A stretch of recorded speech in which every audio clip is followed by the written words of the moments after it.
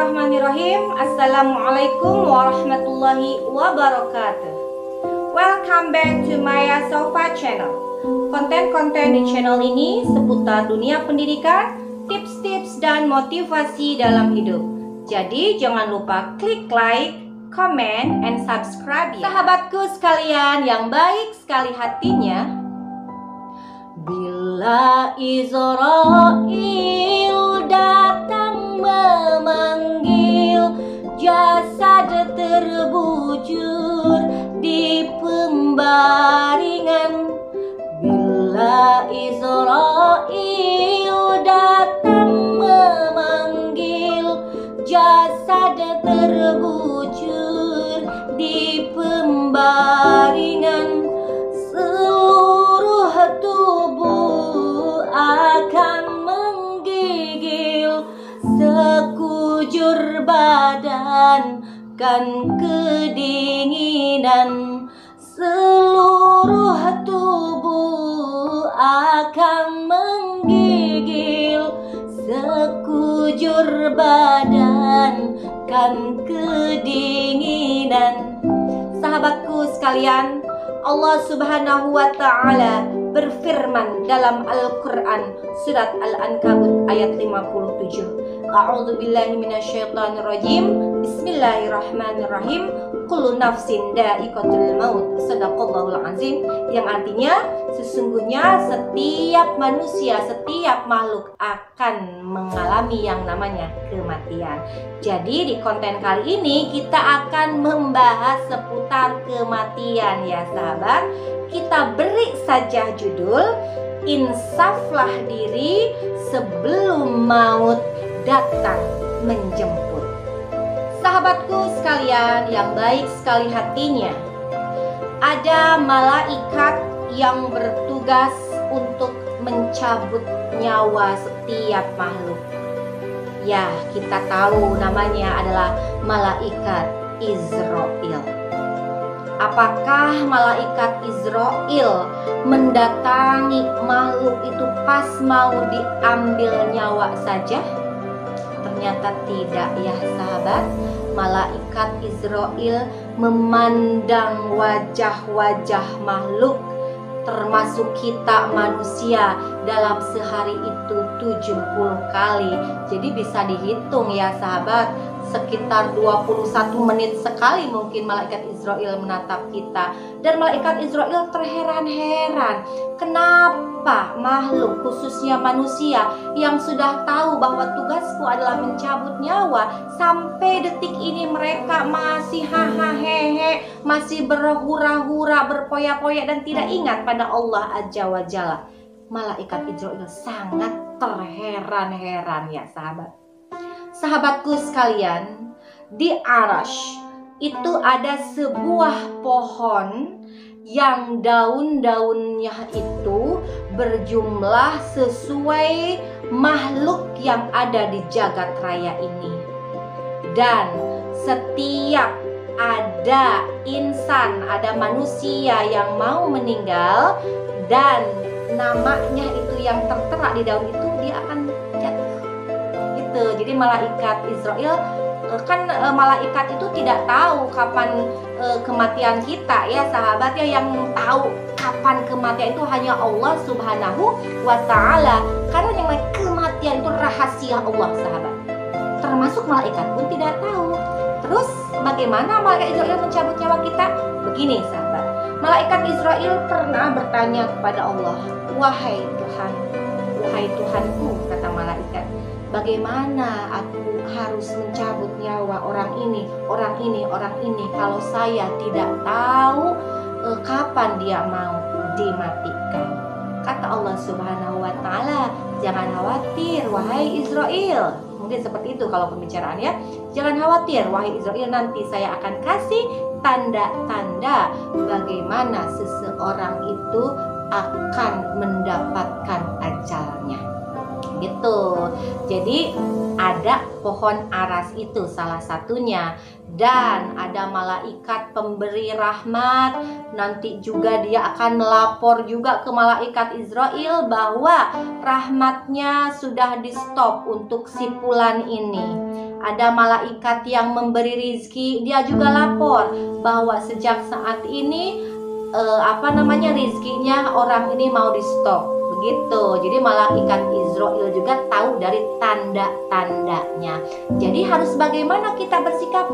Bersiap-siaplah dari sekarang bahwa malaikat Israel itu senantiasa mengintai kita, senantiasa mengikuti kita, sahabat. Ada anak masih lahir meninggal, pantas. Ada anak kecil dia meninggal, pantas. Ada anak berusia 17 tahun meninggal, pantas juga. Apalagi yang sudah tua meninggal, oh wajar. Seperti itu. Jadi berapapun usia kita, kalau Allah sudah menentukan ajal kita di sana, ya pantas-pantas saja. Terus kan gini sahabat, kan aku mah pingin mati teh misalkan di tempat tidur. Gini, ketika manusia, pokoknya kita ke manusia saja fokusnya. Ketika manusia melakukan sebuah pernikahan yang tujuannya untuk regenerasi, nah ketika proses pembentukan janin itu kan diawali dengan diberikannya sperma ya melalui organ wanita nanti akan bertemu di rahim itu. Nah, dalam sel sperma itu ada malaikat yang meletakkan debu dari suatu tempat. Nah, debu asal dia itu nanti kemanapun dia pergi, asalnya dari Indonesia, mau ke Amerika, mau ke Brunei Darussalam, mau kemanapun, menjelang ajalnya dia akan kembali lagi ke tanah di mana debu itu tadi ada di sperma ayahnya tersebut. Kita hanya tinggal berdoa saja kepada Allah. Mudah-mudahan Allah Subhanahu wa Ta'ala menjadikan kita meninggalnya dalam keadaan husnul khotimah. Karena begini sahabat, ketika ada daun pohon di aras itu jatuh, itu ada berupa bercak-bercak, ada tulisan yang berisikan nama kita. Kalau tintanya itu dengan tulisan putih, berarti itu kebaikan. Terus kita insya Allah meninggalnya dalam keadaan husnul khotimah. Tapi ketika bercak-bercak di daun itu ada tulisan nama kita hijau seperti itu, maka kecelakaanlah bagi orang tersebut dan berarti meninggalnya dalam keadaan su'ul khotimah. Na'udzubillahi min dzalik. Semoga nanti kita bisa dalam keadaan husnul khotimah.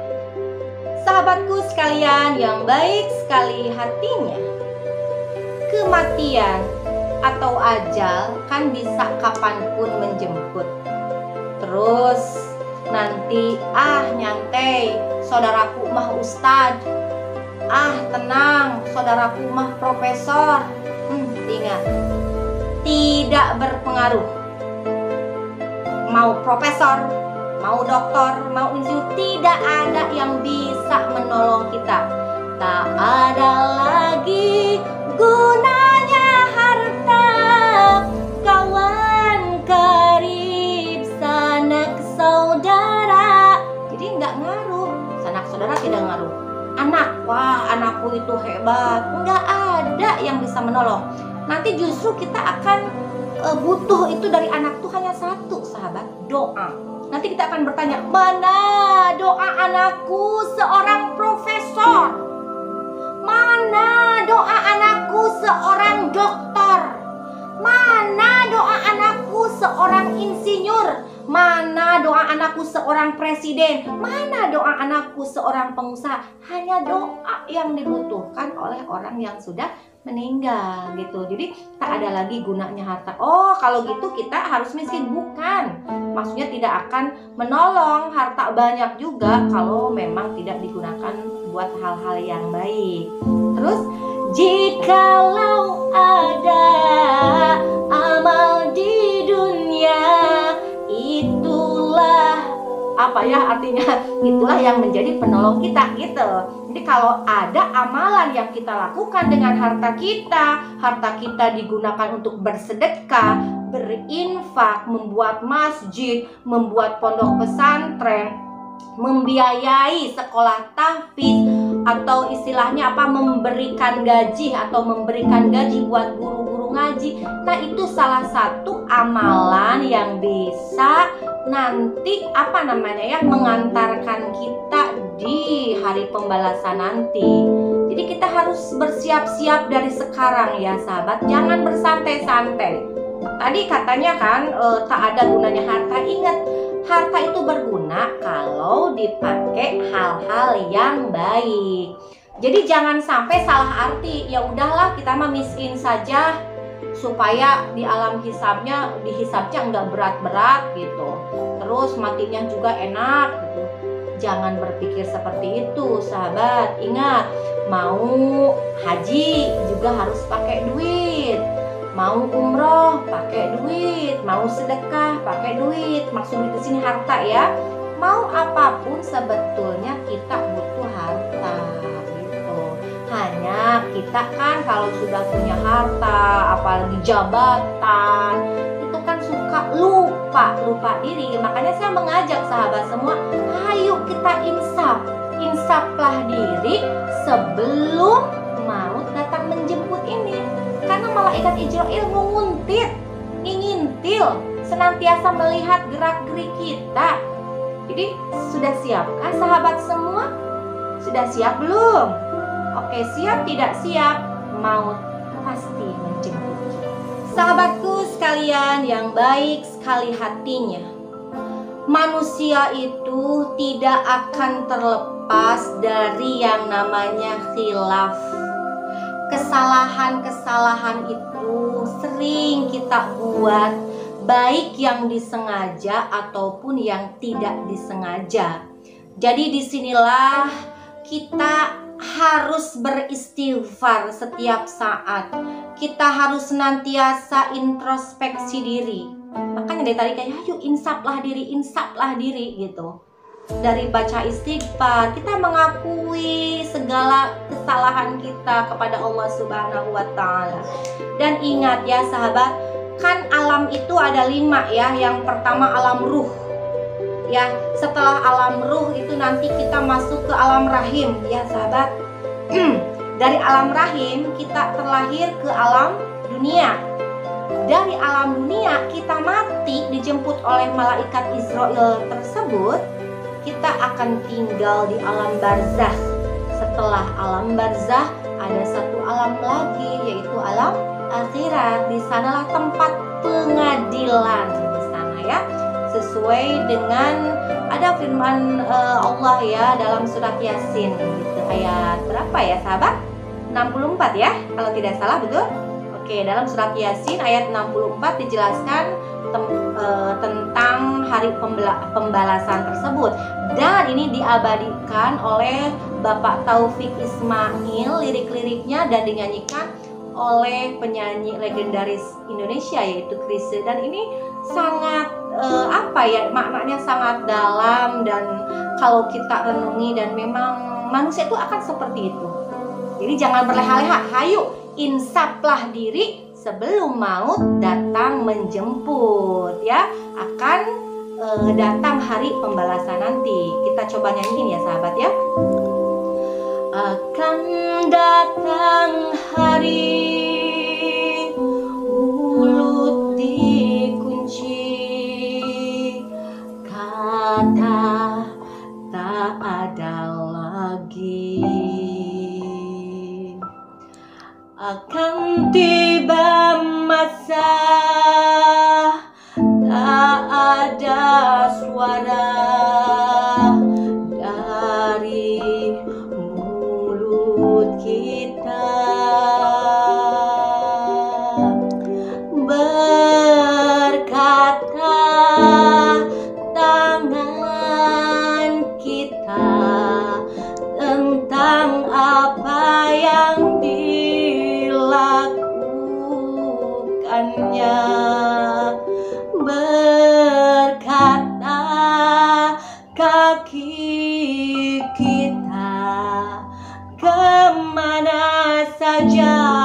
dia melangkahnya.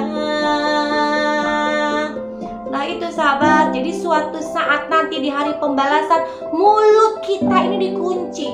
Kenapa mulut dikunci? Karena dalam mulut kita itu ada lidah. Lidah itu tidak bertulang sahabat, jadi dia bisa ke atas, ke bawah, ke kanan, ke kiri. Jadi dia bisa berbohong saenake dewe gitu ya. Nah ketika di hari pembalasan nanti mulut kita dikunci, tak ada lagi suara yang keluar. Ya, apa yang berbicara? Tangan berbicara. Ini tangan dipakainya untuk apa saja? Apakah untuk memukul? Maaf. Atau untuk bekerja di jalan Allah? Ini kaki dipakainya untuk apa? Kemana saja perginya? Apakah perginya ke bioskop saja? Ke mall saja? Atau bisa juga dipakai untuk ke masjid dan ke musola atau ke madrasah? Jadi hayu sahabat, marilah kita semuanya insaflah diri sebelum maut datang menjemput. Sahabatku sekalian yang baik sekali hatinya, itulah sharing kita kali ini. Mudah-mudahan ada manfaatnya bagi kita semua sebagai pengingat bahwa kapanpun ajal bisa datang untuk menjemput kita tanpa memberitahu terlebih dahulu. Mari kita siapkan diri kita untuk menjemput malaikat maut tersebut dengan melakukan hal-hal yang baik. Marilah kita insaf semuanya. Insaflah diri sebelum maut datang menjemput. Saya mohon maaf apabila dari kata-kata saya banyak sekali yang salahnya. Mohon dimaafkan. Dan saya akhiri saja dengan hasbunallah wa ni'mal wakil, ni'mal maula wa ni'man nasir. Wassalamualaikum warahmatullahi wabarakatuh.